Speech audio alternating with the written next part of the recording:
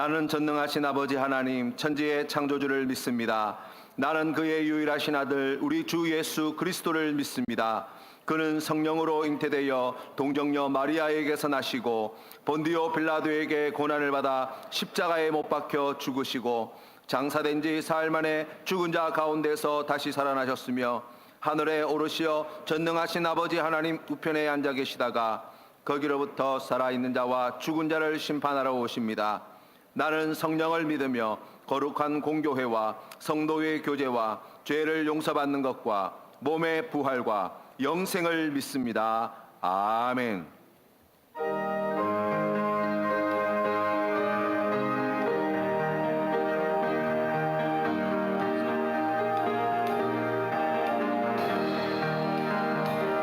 나 주의 도움 받고자 주 예수님께 빕니다. 그 구원 허락하시사 날 받아주소서.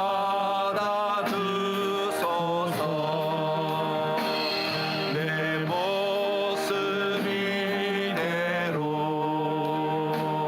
주 받아주소서.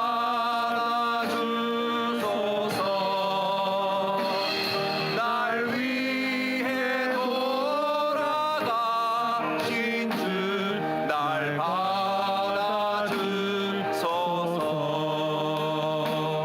큰 죄에 빠져요 주는 날 위해 피 흘렸으니 주 형상대로 빚으사 날 받아주소서.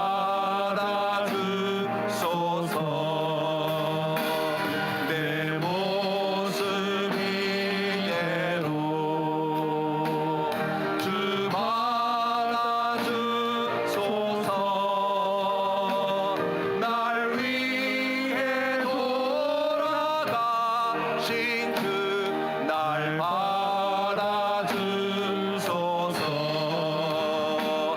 내 힘과 결심 약하여 늘 깨어지기시우니 주 이름으로 구원해 날 받아주소서. 내 모습 이대로 주 받아주소서. 날 위해 돌아가신 주 날 받아주소서.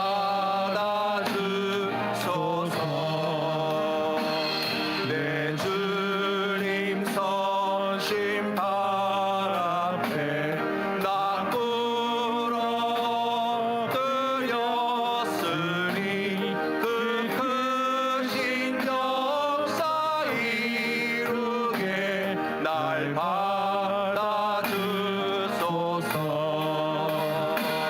내 모습 이대로 주 받아주소서. 날 위해 돌아가신 주 날 받아주소서.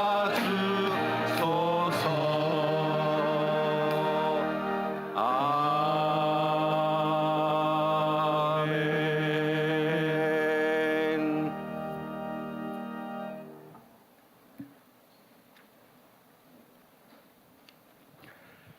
변치 않는 사랑으로 언제 어디서나 지켜주시는 자비하신 하나님 아버지, 계속되는 코로나19 가운데서도 주의 지팡이와 막대기로 저희를 인도하여 주시고 사망의 음침한 골짜기에서 건져주심을 감사드립니다. 거룩하고 복된 주님의 날, 하나님의 자비와 긍휼을 바라며 은혜의 보좌 앞에 나와사오니 저희들의 몸과 마음을 정결하게 하시고 성령님의 인도하심으로 마음과 뜻과 정성을 다하여 영과 진리로 예배하게 하시옵소서. 하나님의 은혜로 의롭다 칭함을 받은 저희들이지만 여전히 옛 사람의 모습을 버리지 못하고 살아가고 있습니다. 우리가 하나님의 성전인 것과 하나님의 성령이 우리 안에 계시는 것을 잊고 살았습니다. 지금 이 시간 저희 안에 오셔서 저희를 다스려 주시고 주님 뜻대로 사용하여 주시옵소서.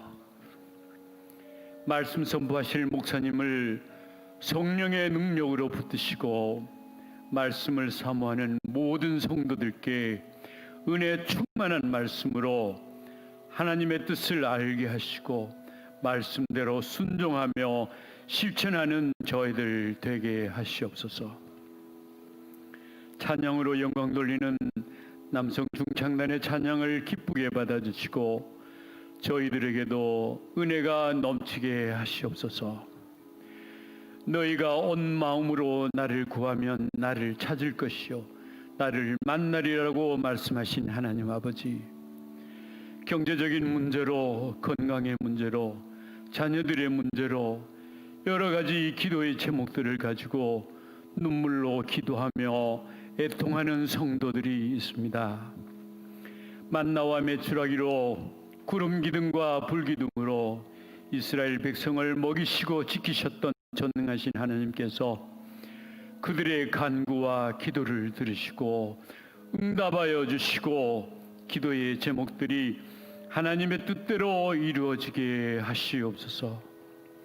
힘들고 어려울 때마다 하나님을 온 마음으로 구하고 찾아서 하나님을 만나는 은혜를 주시고 하나님을 의지함으로 이 어려운 난관을 헤쳐나갈 수 있도록 힘과 용기를 주시옵소서. 장마가 지나고 무더운 더위가 시작됩니다.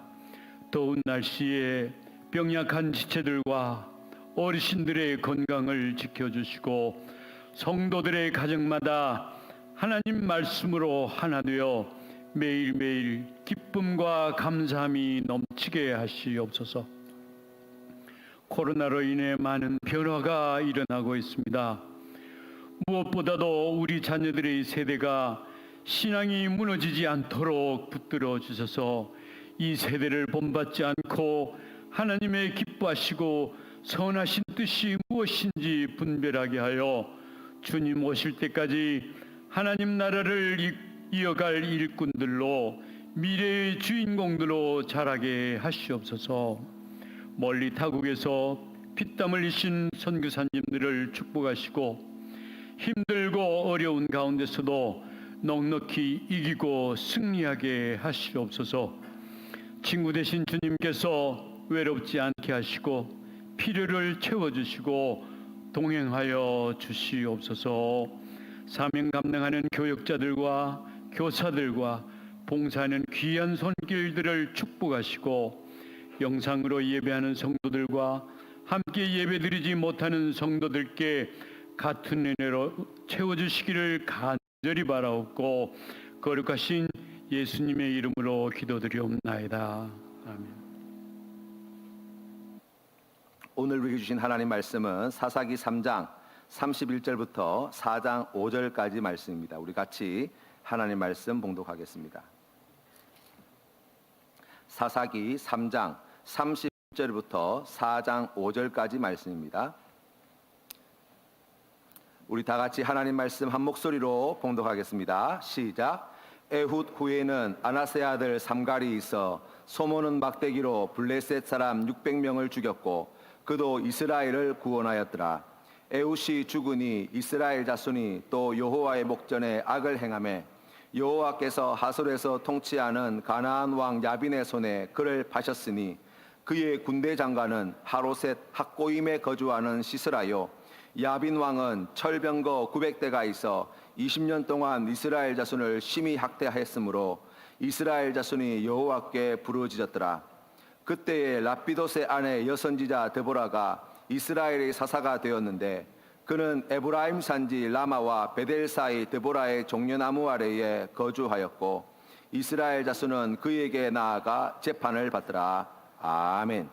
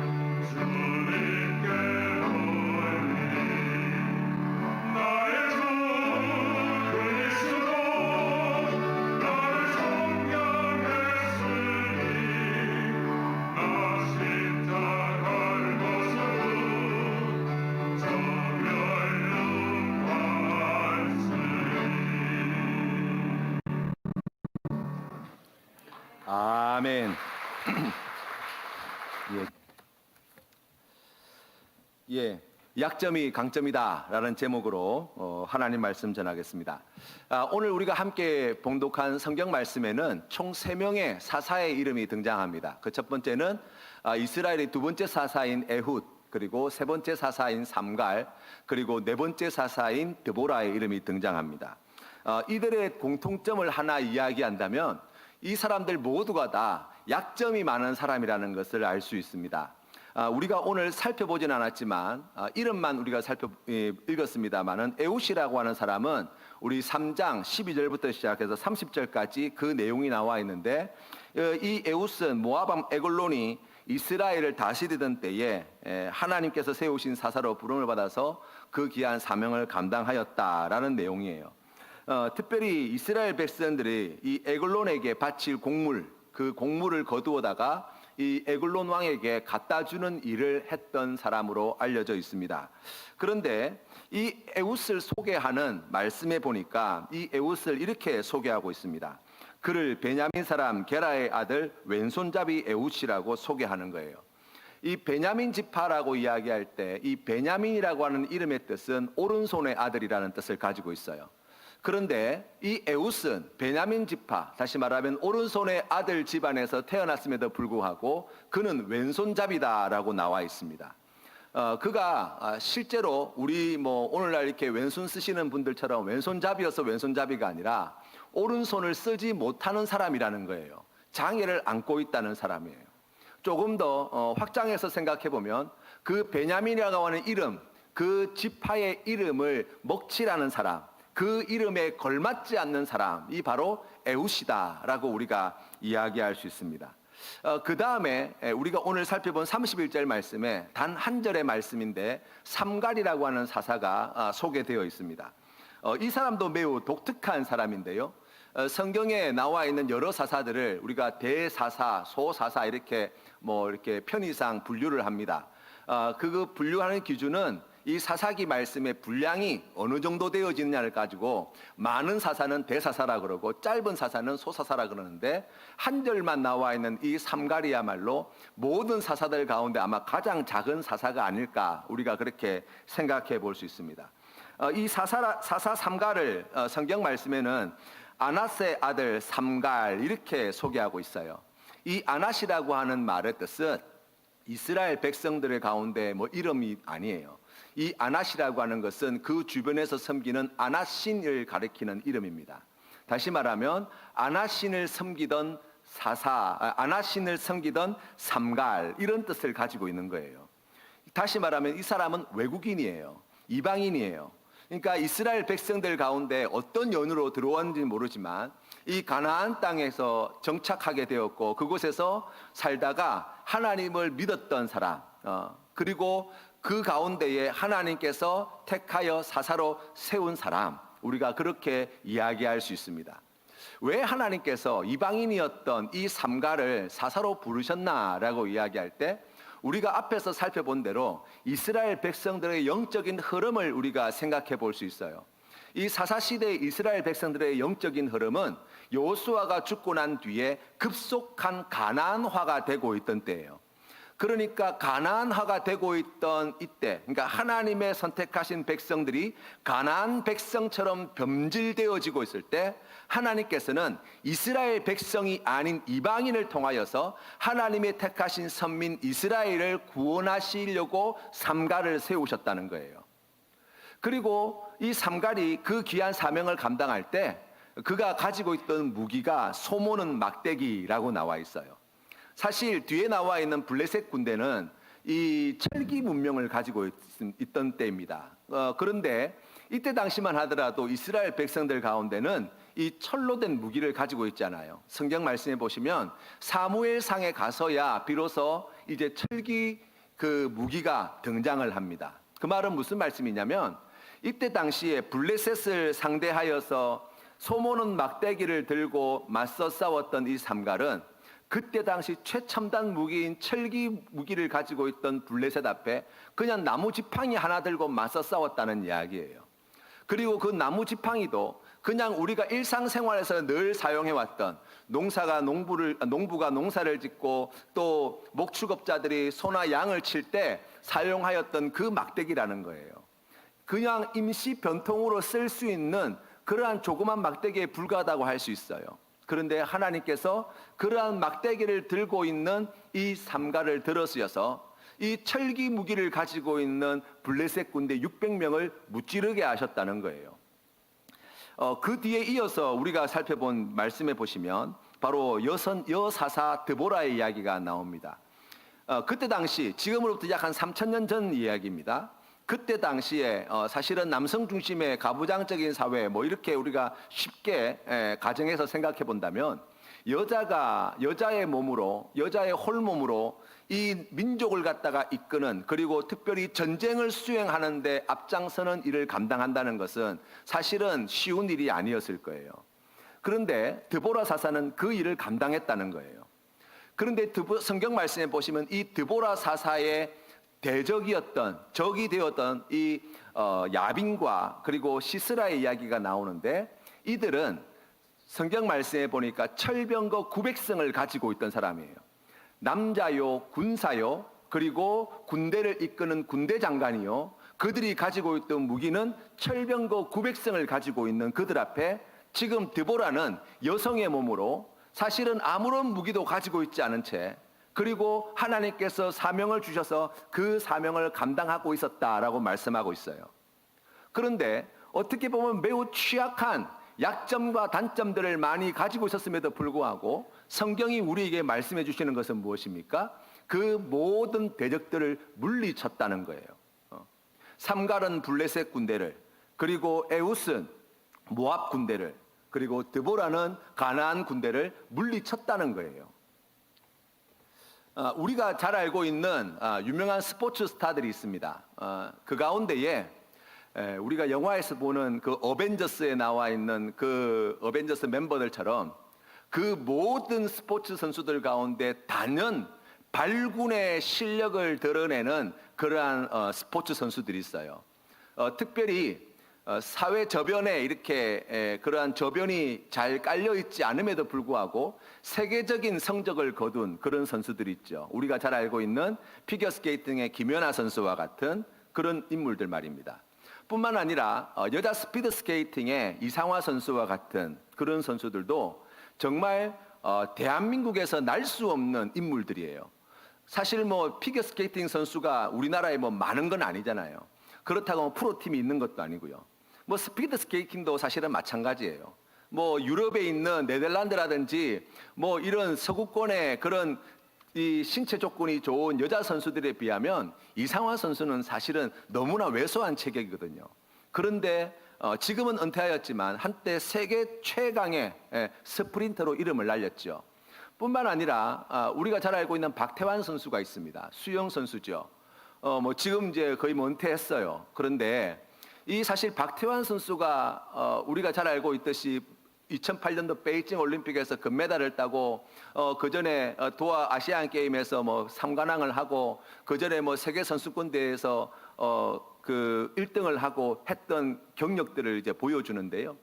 사실은 여러분이 그때 장면들을 기억해 보시면 박태환 선수와 함께 경쟁했던 상대들은 박태환 선수에 비하면 골리앗이에요. 발 사이즈가 보통 한 350, 360mm 정도 되더라고요. 박태환 선수 발 크기가 270mm거든요. 그러니까 그 다른 외국의 해커시라든지 펠프스라든지 이런 선수들이 이 그 엄청난 발 길이만 생각해봐도 마치 오리발을 끼고 수영하는 것과 똑같은 거예요. 박태환 선수에 비하면.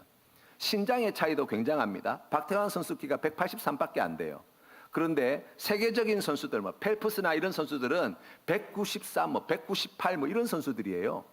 그러니까 똑같이 출발선상에서 땅 소리와 함께 물에 점프해서 들어가자마자 아무것도 하지 않았는데 똑같이 출발하였는데 벌써 출발선상에서부터 15cm씩 차이가 나는 거예요. 0.00 몇 초를 다투는 수영 경기를 생각해 보면 이 15초의 이 신장의 차이는 결코 작은 차이가 아니에요. 그런데 그 모든 선수들을 이겨내고 사실은 박태환 선수가 금메달을 따기 전까지만 하더라도 세계 수영계의 정설은 아시아인이 자유형에서 세계 선수권이나 올림픽에서 금메달을 따는 것은 불가능하다고 생각했어요.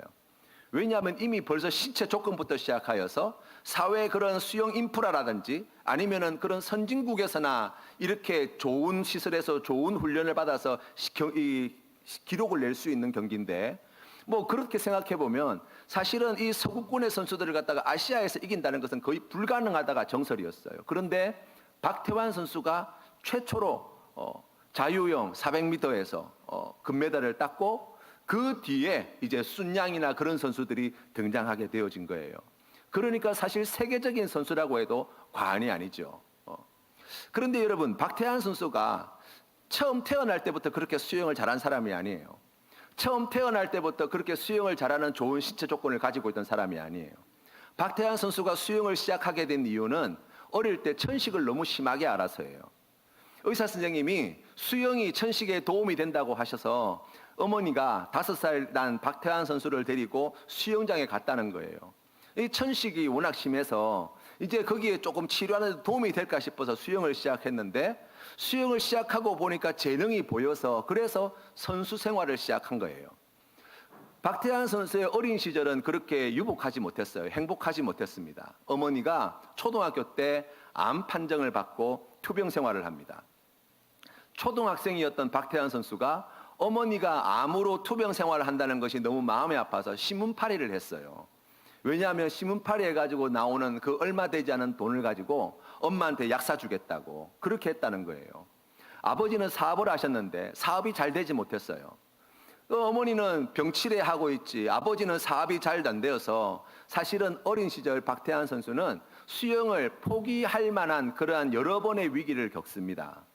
그런데 그걸 다 이겨내고 이제 수영 선수를 계속해서 하게 되어서 그런 성과를 거둔 거예요.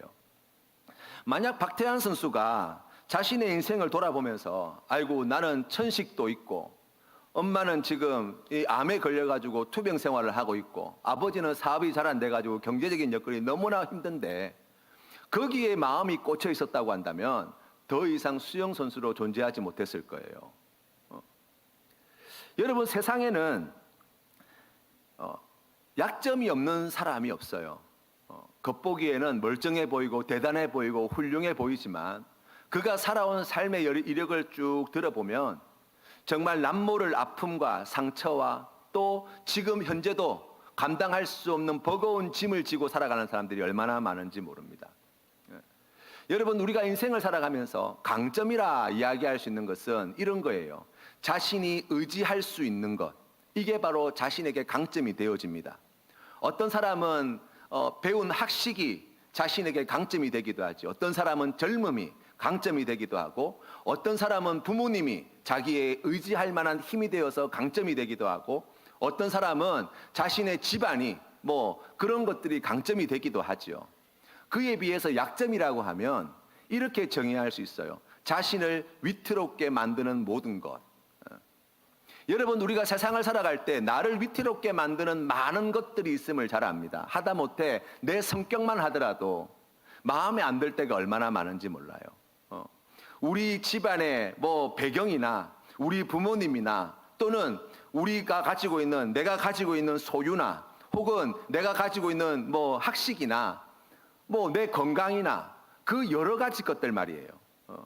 뿐만 아니라 우리가 눈에 보이지는 않지만 우리 마음의 상태, 열등감이라든지 아니면은 내 마음의 그런 상처라든지 그리고 뭐 어릴 때부터 겪어왔던 삶의 이력들이 내 인생의 발목을 잡을 때가 얼마나 많은지 모른다고요. 그래서 사람들은 이러한 약점 없는 인생을 살기를 간절히 바라지요. 우리가 하나님 앞에 기도할 때도 이러한 약점들, 나를 위태롭게 만드는 이러한 것들이 없었으면 좋겠습니다. 이것 좀 해결해 주십시오. 없애 주십시오. 뭐 여기에서 우리를 구원해 주십시오. 우리가 하나님께 기도할 때가 얼마나 많은지 모릅니다. 여러분, 그러나 어떻습니까?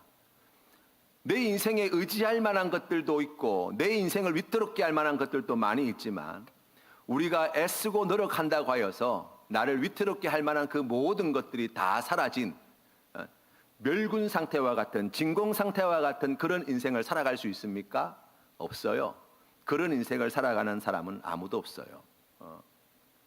그렇다면 우리가 어떻게 해야 합니까? 라고 이야기하면 가장 지혜로운 방법은 바로 그 약점이 우리에게 강점이 되도록 만들면 되는 거예요.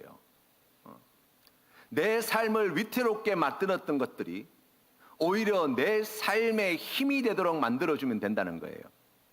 어떻게 하면 됩니까? 특별히 우리가 믿음 생활하는 그리스도인이지 않습니까?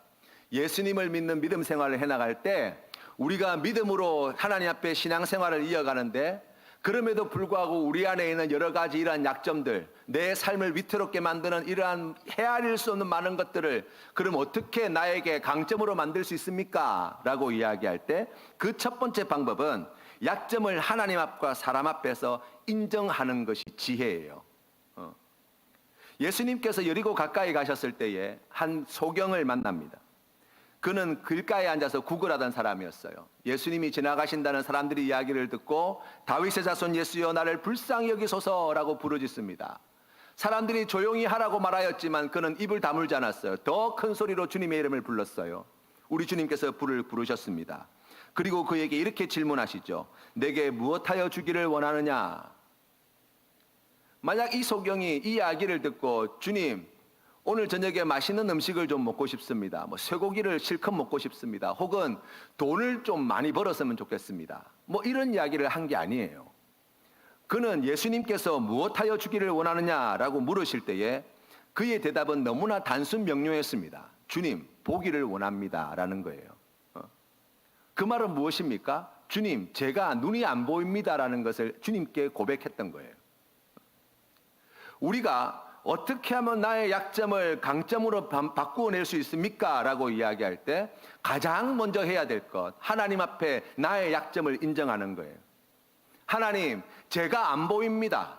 하나님, 제가 가난합니다. 하나님, 제가 병들었습니다. 하나님, 제 마음에 이런 상처가 있습니다. 하나님, 제가 이러한 삶을 살았습니다. 저에게 이런 컴플렉스가 있습니다. 열등감이 있습니다. 라는 것을 하나님 앞에 인정하는 것에서 살 길이 열리는 거예요. 하나님에게만 그렇습니까? 아니에요.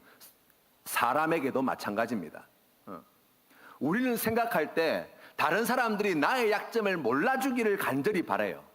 그래서 다른 사람들에게 내 약점을 드러내는 것을 굉장히 터부시합니다. 여러분, 그런데 그렇게 하면 결국에는 어떻게 되어질까요? 다른 사람들 보기에 가면을 쓰고 있는 것과 같은 삶을 살아갈 수밖에 없어요. 웃으면서 아이고 잘 지내십니까? 악수하면서 인사하면서 잘 지냅니다라고 대답을 하지만 실제 내 안은 썩어 들어가고 있는 거예요. 여러분, 그러한 삶을 살아간다고 해서 그 문제가 해결되어집니까? 아니에요. 우리 안에 있는 이러한 약점들은 우리의 의지력을 가지고 통제되지 않습니다. 나의 불안함과 근심과 염려와 같은 것들은 우리가 알게 모르게 우리의 말과 행동에서, 눈빛에서, 우리의 신앙의 삶에서, 인간관계 속에서 고스란히 드러나기 마련이에요. 그렇다고 한다면 무엇이 지혜입니까? 인정하는 거예요. 자신의 약점을 사람들 앞에 떳떳이 내어놓는 거예요. 나에게 이런 약점이 있음을 고백하는 것이죠. 그러한 자에게 보여주는 삶의 태도가 있어요. 그게 무엇입니까? 바로 겸손이에요. 겸손이라고 하는 것은 다른 것이 아니에요. 내가 약점 있는 인간임을 인정하는 마음이에요.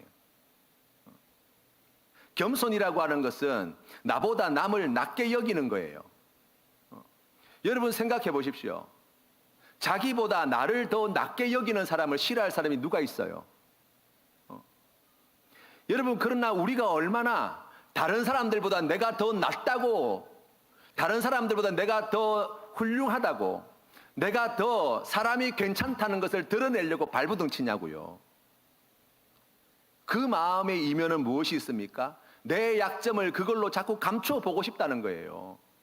그 결과가 무엇입니까? 관계가 깨어지고 하나님께서 기뻐하시는 선을 이루지 못하고 오히려 하나님께서 미워하시는 악이 그러한 마음에 틈타서 우리의 삶을 엉망진창으로 만들어버리는 거예요.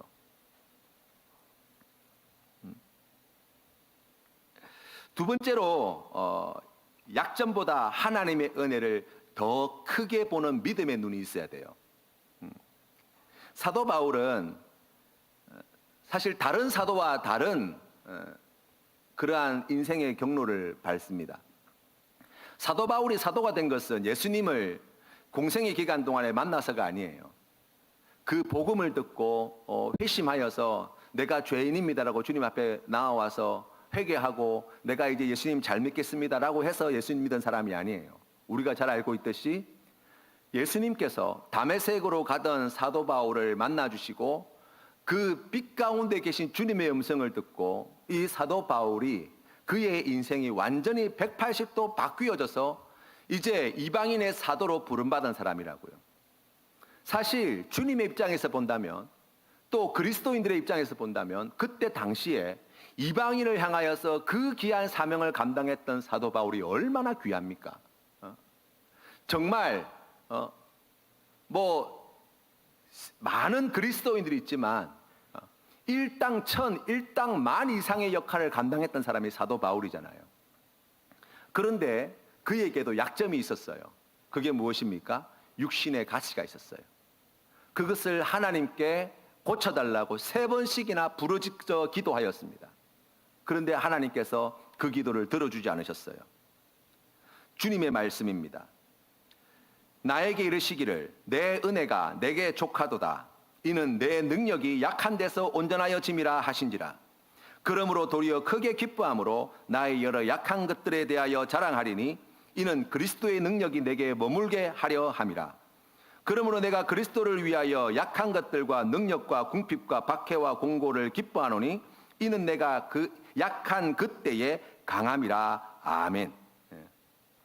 사도 바울의 순교 당할 때까지 육체의 가시는 사라지지 않았습니다. 그러나 사도 바울은 하나님께서 주신 이 말씀을 통하여서 그의 약점을 넘어설 수 있었어요. 내 약점보다 그 가운데 주신 하나님의 은혜를 크게 보는 믿음, 그 지혜와 믿음이 우리에게 필요한 거예요. 가난한 것이 우리에게 약점이 될 수 있습니다. 육신의 연약함이 우리의 약점이 될 수 있어요. 많이 배우지 못한 것이 우리에게 약점이 될 수 있습니다. 내 안에 마음이 삐뚤어지고 왜곡되어서 열등감과 상처가 많은 것이 우리에게 약점이 될 수 있어요. 그런데 여러분, 우리가 하나님 앞에 나아갈 때 다시 한번 정직하게 우리의 삶의 자리를 돌아보자고요. 그런 우리에게 베풀어 주신 하나님의 은혜가 어떠한가 말입니다. 이처럼 부족하고 이처럼 약점이 많고 허물이 많고 문제가 많은 나의 인생 가운데 하나님께서 베풀으신 그 은혜와 사랑이 얼마나 크고 놀라운가. 우리가 그것을 보게 될 때, 우리가 그것을 믿게 될 때 우리의 약점에서 자유케 되어지는 은혜를 누릴 수 있어요.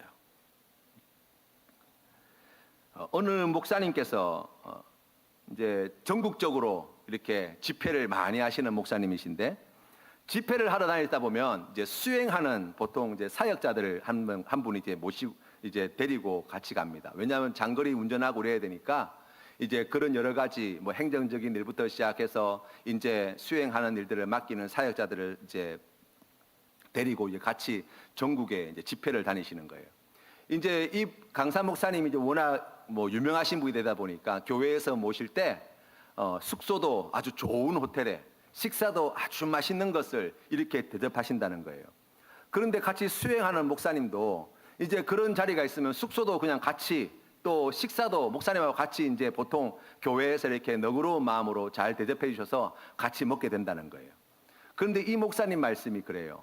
같이 이렇게 다니다 보면 한 6개월, 빠른 사람 한 6개월, 조금 괜찮은 사람은 한 1년 정도 지나면 어깨에 힘이 많이 들어간다는 거예요.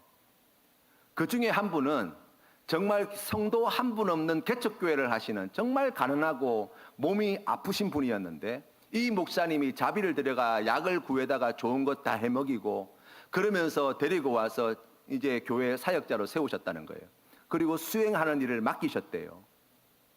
정말 가난하게 정말 힘들게 아무도 없는 그 교회를 갖다가 지키는 그 개척교회 목사에다가 하루아침에 이제 이 목사님 수행 비서가 되어서 이제 목사님과 함께 전국에 집회를 다니게 되었는데, 어느 날 이제 6만 원짜리 뷔페를 이제 가서 식사를 하게 되었어요.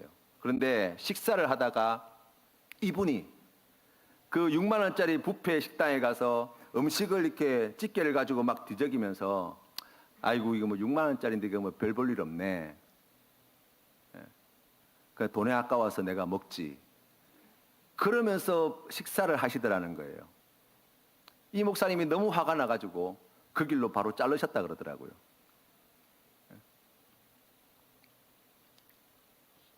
약점보다 크신 하나님의 은혜를 고백하는 사람에게 드러나는 표시가 있습니다. 그게 무엇입니까? 기쁨이에요. 사도 바울은 육체의 가시가 사라지지 않았어요. 뽑히지 않았습니다. 그런데 그 약점이 그대로 있음에도 불구하고 하나님의 그 은혜 때문에 그는 오늘 성경 말씀에 나와 있듯이 내가 능력과 궁핍과 박해와 공고를 기뻐하노니 라고 고백하는 사람이 되었어요. 내가 내 삶을 위태롭게 만드는 그러한 약점들이 해결되어져서 기뻐하는 것이 아니라 여전히 그러한 약점들이 있고 그것 때문에 내 삶은 위태롭지만 그럼에도 불구하고 나에게 베풀으신 하나님의 은혜를 생각해 보니 내 안에 약점으로도 가릴 수 없는 기쁨이 샘솟더라는 거예요. 그 기쁨이 있는 사람이 주님께 드리는 고백이 무엇입니까? 감사예요. 내 약점보다 크신 하나님의 은혜를 보게 될 때 우리의 입술에서 감사가 터지는 거예요. 내 삶을 위태롭게 하는 것들이 사라져서 감사하는 것이 아니라 그럼에도 불구하고 그보다 크신 하나님의 은혜, 내가 그 은혜를 받았습니다를 깨닫게 될 때 감사가 나오는 거예요. 세 번째로 약점을 강점으로 만드는 비결은 약점 가운데 속에서도 순종하는 믿음의 삶이 있어요.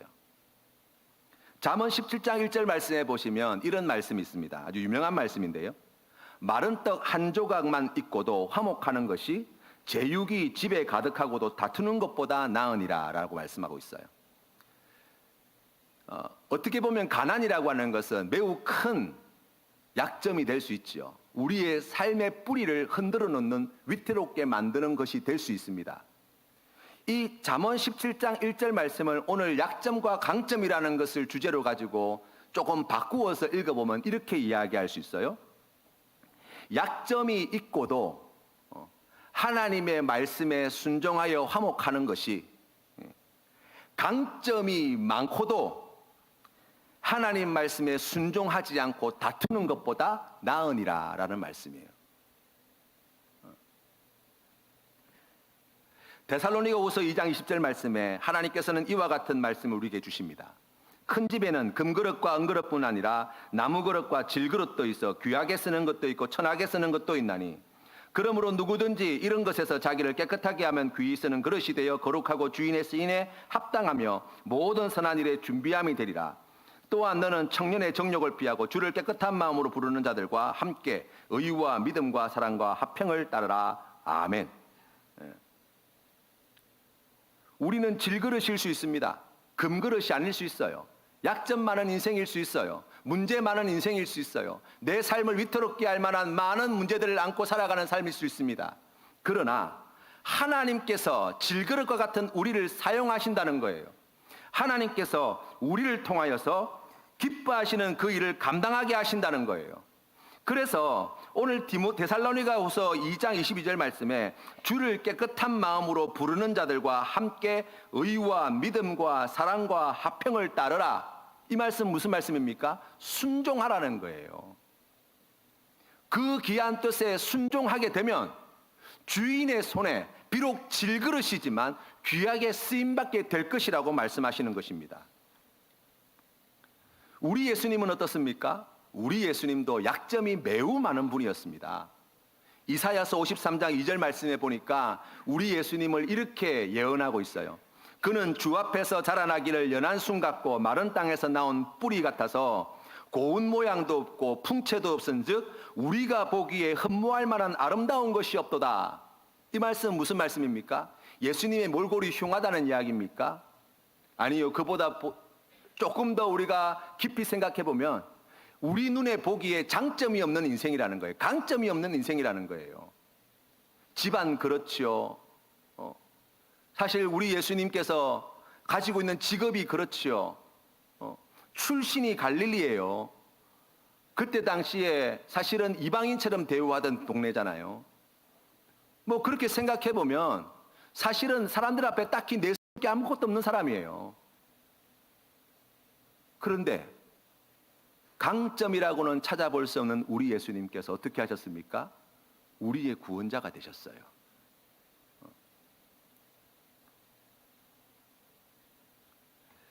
고린도후서 4장 6절 말씀에 어두운 데 빛이 비치라 말씀하셨던 그 하나님께서 예수 그리스도의 얼굴에 있는 하나님의 영광을 아는 빛을 우리 마음에 비추셨느니라. 우리가 이 보배를 질그릇에 가졌으니 이는 심히 큰 능력은 하나님께 있고 우리에게 있지 아니함을 알게 하려 함이라. 아멘. 질그릇과 같은 우리 인생을 하나님께서 귀하게 쓰실 때 질그릇을 금그릇으로 바꾸지 않는다는 거예요. 어떻게 하신다는 것입니까? 그 질그릇에 보배를 담아 두신대요. 이게 하나님이 하시는 방법이에요. 우리는 하나님께 하나님 제가 질그릇인 게 너무 마음에 안 듭니다. 하다못해 은그릇이라도 녹그릇이라도 좀 되게 해 주십시오. 아니 좀 하나님 좀 넉넉한 마음에 금그릇으로 좀 만들어 주십시오 라고 기도할 때 하나님은 아니라는 거예요. 우리의 능력은 질그릇이 금그릇이 되어서 능력이 나오는 것이 아니라 바로 그 질그릇 안에 담겨 있는 그 보배로운 예수 그리스도에게서 우리의 능력이 나온다고 말씀하는 거예요. 그래서 사도 바울은 이렇게 고백합니다. 우리가 항상 예수의 죽음을 몸에 짊어짐은 예수의 생명 동안 우리 몸에 나타나게 하려 함이라. 16절 말씀에 그러므로 우리가 낙심하지 아니하노니 우리의 겉사람은 낡아지나 우리는 점점 더 우리의 삶이 위태로워지나 점점 더 많은 약점을 가지고 살게 되어질 것이나 우리의 속사람은 날로 새로워지도다.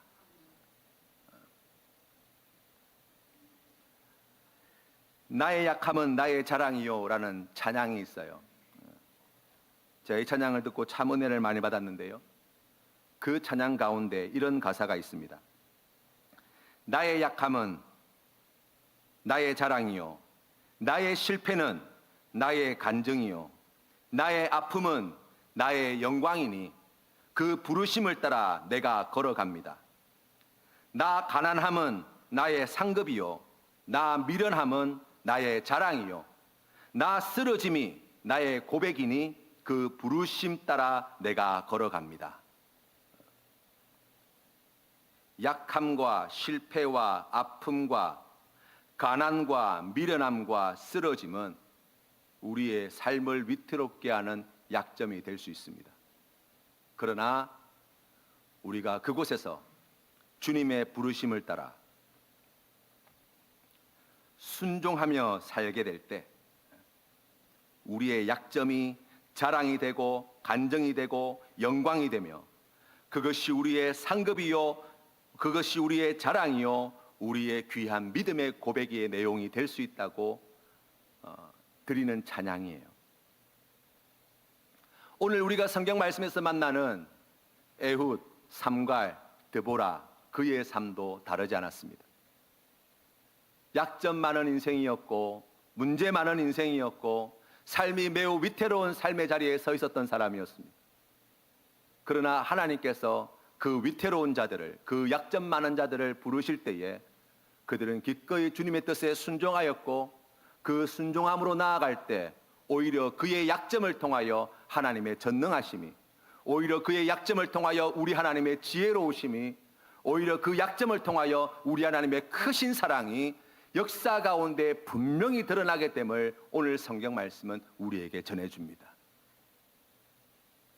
그래서 여러분, 믿는 자에게 약점이야말로 참으로 강점이라고 이야기할 수 있어요. 우리가 강점이라고 생각하는 것이 실은 우리에게 치명적인 약점이 될 수 있음을 기억하시기를 바랍니다.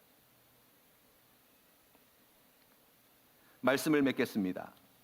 사랑하는 성도 여러분, 삶이 위태로우십니까? 내 인생에 이러한 약점만 없다면 지금보다 더 행복하고 잘 살게 될 것 같습니까? 그보다 더 중요한 것이 있습니다. 질그릇 것 같은 우리 인생, 약점 많은 우리 인생 가운데 이 보배로운 예수 그리스도를 믿는 믿음을 주신 하나님께서 이 질그릇 그대로를 기쁘게 사용하시기를 원하신다는 것입니다. 그것이 우리에게 베풀어 주신 하나님의 은혜의 선물임을 고백하고 주님의 뜻에 겸손히 순종함으로 이 한 주간도 하나님께 영광 돌리시는, 그리고 하나님의 이름을 높여드리는 우리 모든 성도님들 다 되시기를 주님의 이름으로 축원합니다. 같이 기도드리겠습니다. 전능하신 하나님 아버지, 은혜를 감사합니다. 오늘 주시는 말씀을 통하여 하나님의 음성을 듣습니다. 내 삶을 위태롭게 만들었던 수많은 약점들, 그 모든 것들이 사라지기를 주님 앞에 구하였습니다. 그러나 하나님께서는 질그릇과 같이 약점 많은 우리 인생 가운데 보배로운 예수 그리스도의 마음을 주시고 바로 우리의 능력이 그 믿음에서 나오게 됨을 가르쳐 주시니 감사합니다. 하나님, 오히려 우리의 약점이 하나님의 은혜의 선물이며 우리의 약점이 바로 하나님 앞에 나아갈 때 강점이 됨을 배우게 하여 주시니 감사합니다.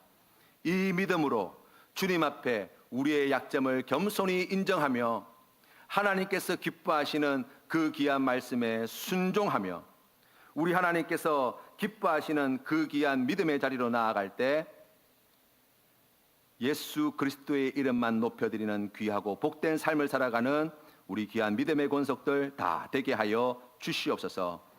이제는 우리 주 예수 그리스도의 크신 은혜와 아버지 하나님의 영원하신 사랑과 성령 하나님의 교제하심이 오늘 주시는 말씀 마음에 새겨 주님의 말씀에 순종함으로 나아갑니다. 결단하며 나아가는 고개 숙인 주의 백성들 머리 위에, 흩어져 있는 귀한 믿음의 권속들 위에, 가정과 직장과 생업 위에 이제부터 영원토록 함께 하시기를